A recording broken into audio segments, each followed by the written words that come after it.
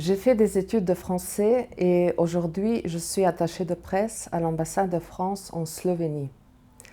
Francoščino sem se začela učiti v gimnaziji Tolmin in študijem jezika nadaljevala na Filozofski fakulteti v Ljubljani.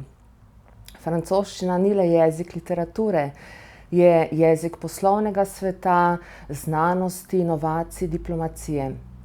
Že med študijem in po vstopu na trg dela francoščina ostaja moje osnovno delovno orodje, ki ga uporabljam pri dnevnem delu tako s sodelavci diplomati, francoskimi in slovenskimi novinarji, predstavniki francoske in slovenske vlade ter drugih inštitucij.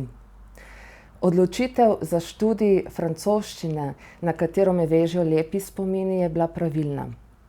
Z motivacijo in vztrajnostjo vam bo zagotovo uspelo.